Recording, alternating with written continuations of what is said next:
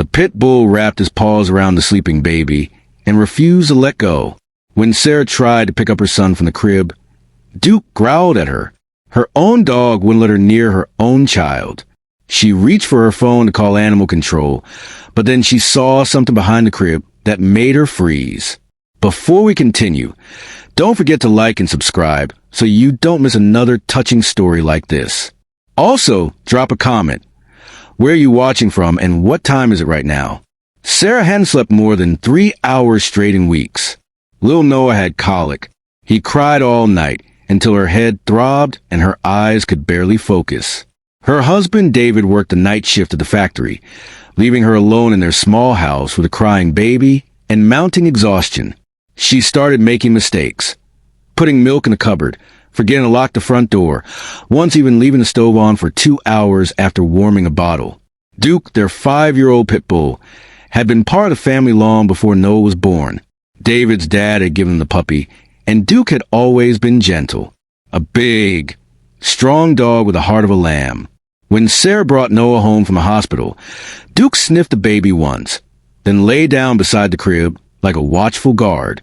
Perfect, she thought back then, the perfect family. But 3 weeks ago, something changed. Duke started staying right by Noah's crib all the time. At first, Sarah thought it was sweet, even protective. But then his actions became more insistent. He stood between her and the baby whenever she approached. When she reached for Noah, Duke gently but firmly pushed her hand away with his big head. Once he even grabbed the edge of Noah's blanket in his teeth and tried to drag the crib across the room. "David, I'm serious," Sarah said one morning, her voice shaking from exhaustion and worry. "He's too attached. This isn't normal." David rubbed his tired eyes. He'd just gotten home from work and wanted nothing more than sleep. Duke has never hurt anyone in his life. "I'm not saying he's hurt anyone yet," she snapped, instantly regretting her tone. "I'm saying his behavior is changing.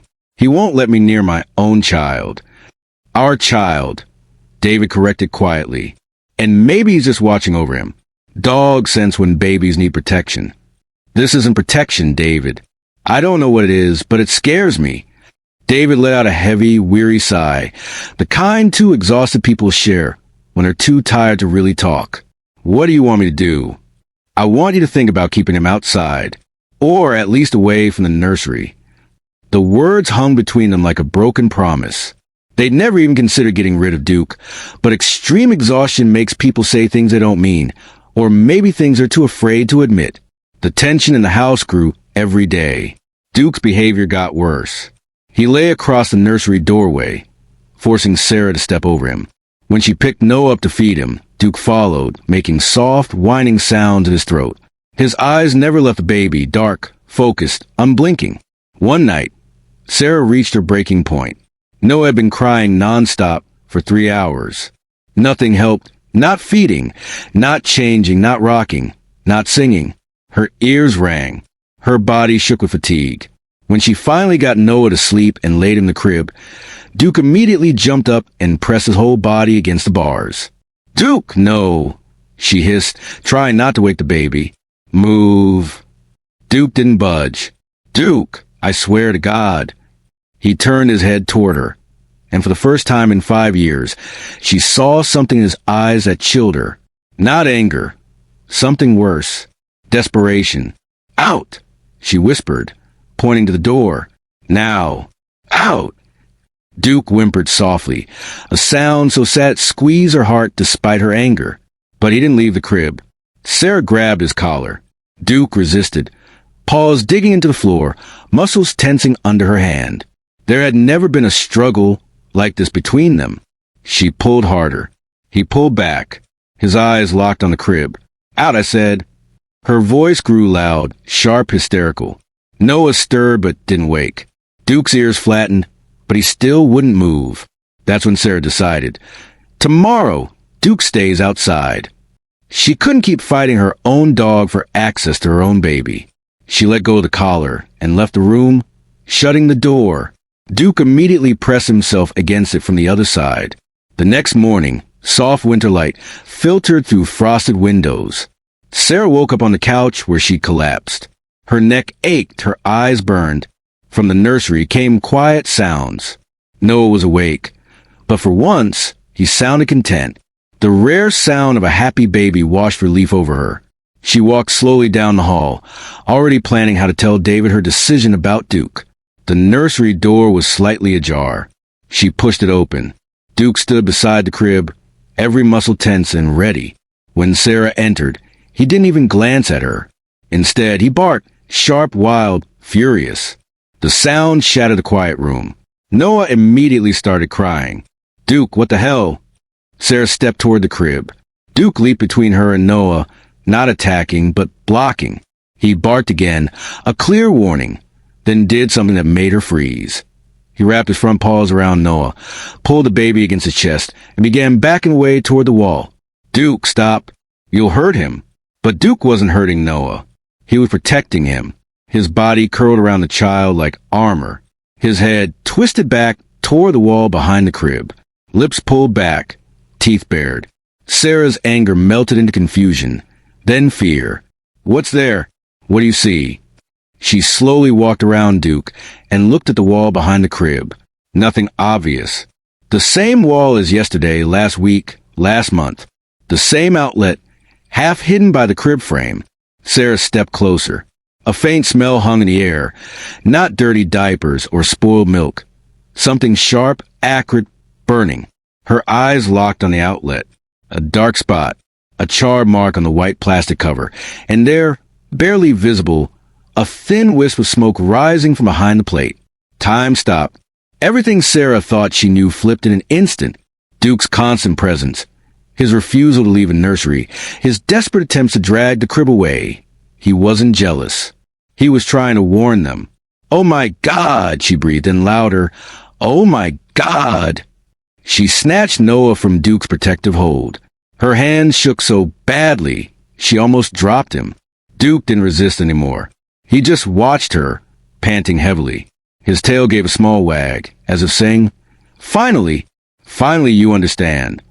Sarah ran out of the room, clutching Noah to her chest.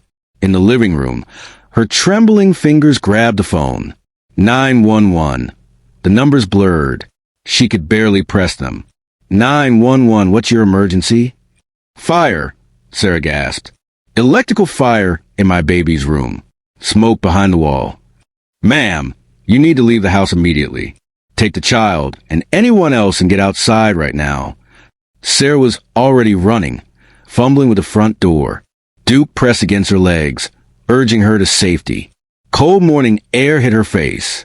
She stumbled onto the lawn barefoot in her pajamas. Noah cried in her arms. Neighbors came out, alarmed by the noise.